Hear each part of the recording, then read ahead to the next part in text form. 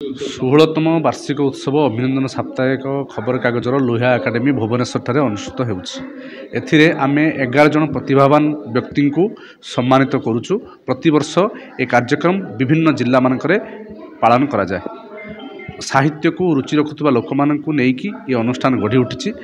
यह बालेश्वर प्रकाशित हुए फकीर मान जन्ममाटी प्रकाशित होकर आसुची दीर्घ 16 वर्ष धरिकी केवल आपण मानकर भल पाइबा और श्रद्धा सहानुभूति पाई।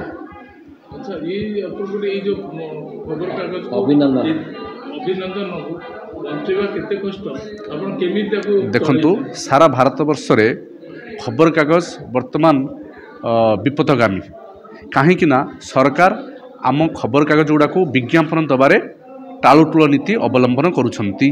तेणु साप्ताहिक खबर कागज को मध्य सी कस्मिन काले आमको विज्ञापन दबारे विफल। तेणु खबर कागज बंचेकी रखिबा आम पई संभवपर हेउना। केवल आमे लोक मानकर भल पाइबा पाई ए खबर कागजटी बंचिकी अछि। अच्छा आपण जानिबे एठी ओडिसा रे बहुत संगठन अछि, सांबादिक संगठन समस्ते कहते जे आम वीकली पेपर को प्राधान्य करूँ से आम करूँ से दाबी पत्र भी दौरान ओला सरकार भी देते सरकार देते कार्यकारी हो। देखंतु ओडिशार बीजेपी सरकार तो 6 मास आसिले तो आमे तांको डायरेक्टली किसी आक्षेप करूना हूँ ये से 6 मास आमे तांको मेमोरेंडम देइचु जे खबर कागज गुड़ाक से बोलिकी निरीक्षण करंतु एवं उचित खबर कागज को से विज्ञापन रे तांको सरकारी खातार आमको गोटे स्थान दिंतु एवं विज्ञापन दिंतु। विगत 24 वर्ष बीतीगला बीजेडी सरकार जितेबाला थिले आमको मध्य से उपेक्षा करिसंती। तेणु आम दुखित 24 वर्ष धरिकी आम मुंड पिटुले आम कथा को बीजेडी सरकार शुणी नथिला। और बीजेपी सरकार मु आशा रखुची बीजेपी सरकार आम कथा निश्चित भाव में शुणिबे।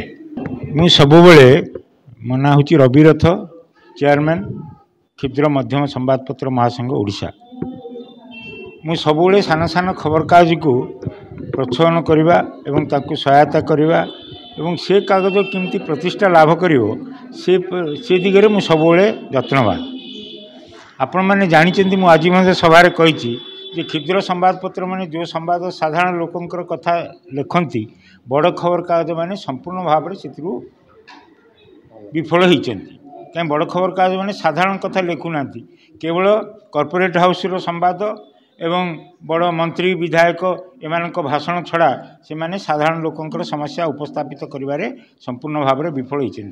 तेणु ओडिशा रे जेते खबर कागज बाहरुची मु तो भावुची ओडिशा रे प्राय 300 क्षुद्र मध्यम संवादपत्र विभिन्न अंचल बाहर सारा 30टा जिलूर सेगुड़ी को किभली भाव में यूनाइट करी से माने अंततः संवाद तांकर प्रकाशन करने दिगरे टिके सुविधा सुजोग दवाई सरकार मध्य उद्यम करंतु एवं सरकार एकपाखिया बड़ बड़ खबर कागज को विज्ञापन दौरान से कॉर्पोरेट हाउस से पाँच सरकार भी पाँच किंतु क्षुद्र संवादपत्र माने ना कॉर्पोरेट हाउस विज्ञापन पाऊना कि सरकार भी पाऊना। तेणु सरकार नीति बदलवा दरकार। आम चाहूँ क्षुद्र संवादपत्र मानक सरकार सर्वे करके कौटू कौन भाव जो मैंने रेगुलर बाहर कर अंततः गोटे नीति नियम प्रणयन करके विज्ञापन दिंतु। से ओडिया भाषा साहित्य संस्कृति सुरक्षा करने क्षुद्र संवादपत्र मान गुरुत्वपूर्ण भूमिका रही आसी।